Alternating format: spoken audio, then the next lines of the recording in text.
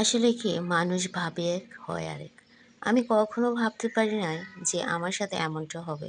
আমি এমন বিপদের সম্মুখীন হব তা কখনো ভাবতে পারিনি। আমার সিজারের সময় চলে এসেছে।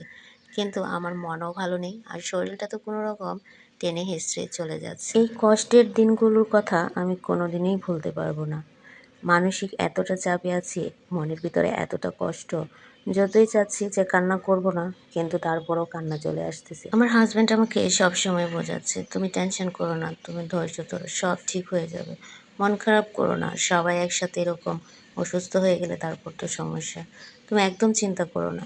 আমার হাজব্যান্ডের কাছ থেকে এই ভরসাগুলো শুনতে পেরে তাও আমি এখন পর্যন্ত সুস্থ আছি। আর নয়তো কবে মনে হয় আরও অসুস্থ হয়ে যেতাম এই শরীরের অবস্থায় কান্নাকাটি করতে করতে। তারপরেও আমার প্রতিদিন রোজ আমার শুধু কান্না করতে করতেই দিন যাচ্ছে। কারোর সামনে কান্না করি না, লুকিয়ে লুকিয়ে কান্না করি।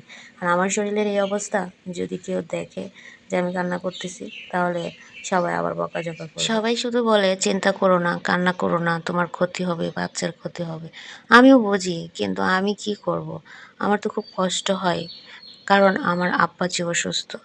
আমার আব্বা অসুস্থ, আমি কি ঠিক থাকতে পারি? আমার যে কতটা কষ্ট হয় তা শুধু আমি জানি। একটা মাস যাবৎ আব্বা অসুস্থ। আজকে ৪ দিন যাবৎ আব্বা হাসপাতালে ভর্তি। এদিক দিয়ে আমার সিজারের ডেটও পড়ে গিয়েছে। ২৮ তারিখ সম্ভবত হাসপাতালে ভর্তি হব। ২৯ তারিখ ইনশাআল্লাহ সিজার। এখন আমার দিনগুলো যাচ্ছে না। প্রতিটা দিন শুধু আল্লাহর কাছে চেয়ে যাচ্ছি যে আমি ওটিতে যাওয়ার আগে, আমি বাসা থেকে হাসপাতালে যাওয়ার আগে যেন আব্বাকে সুস্থ দেখে যেতে পারি। আমার খুব কান্না পায়। আমি এখন পর্যন্ত হাসপাতালে গিয়ে আব্বাকে দেখতে পারতেছি না। আমাকে কেউ নিয়ে যায় না, কারণ আমার শরীরটা তেমন একটা ভালো না। এই যে দেখতেছেন রান্না করতেছি, এই রান্নাগুলো আমার জন্যই করতেছি। আপনারা যারা নিয়মিত আমার ভিডিও দেখেন তারা তো জানেনই আমি পেঁয়াজ দিয়ে কোনো কিছু খেতে পারি না। আম্মা হাসপাতাল থেকে এসে এগুলো কেটে দিয়ে গেছে আর এখন আমি রান্না করতেছি। তারপর আবার আব্বার কাছে চলে গেছে হাসপাতালে। আব্বা আজকে ৪ দিন যাবৎ হাসপাতালে ভর্তি। আমার ভাবতে গেলে আমার খুব কষ্ট হয়। আমি সব কথা গুলিয়ে যাই। আমার বলার ভাষাটাই পর্যন্ত বন্ধ হয়ে যায়। জানি না আল্লাহ আমাকে কোন ধৈর্যের পরীক্ষা নিচ্ছে। শুধু অপেক্ষা করে আছি, আল্লাহ যা করে যেন ভালো করে। আব্বাকে যেন তাড়াতাড়ি ফিরিয়ে আনতে পারে হাসপাতাল থেকে। আপনারা সবাই আমার আব্বার জন্য একটু দোয়া করবেন। ভিডিওটা করার কোনো ইচ্ছা ছিল না, তারপরও করলাম। আসলে এই দিনটার কথা আমি যতদিন বেঁচে থাকবো ভুলতে পারবো না। সবার কত চিন্তাভাবনা ছিল যে আমার ডেলিভারির সময় এই করবে, সেই করবে। আমার আব্বার তো অনেক চিন্তা ছিল।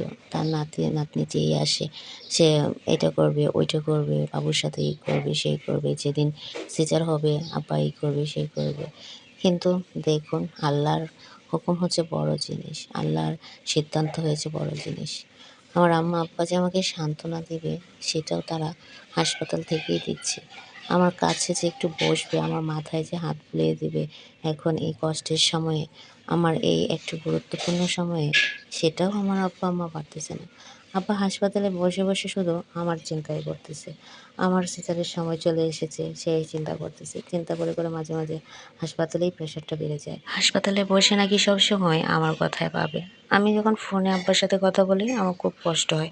তাই আমাকে ফোনেও কথা বলতে দেয় না সহজে কেউ। আর আমার খুব কান্না পায়, আমি কী করব?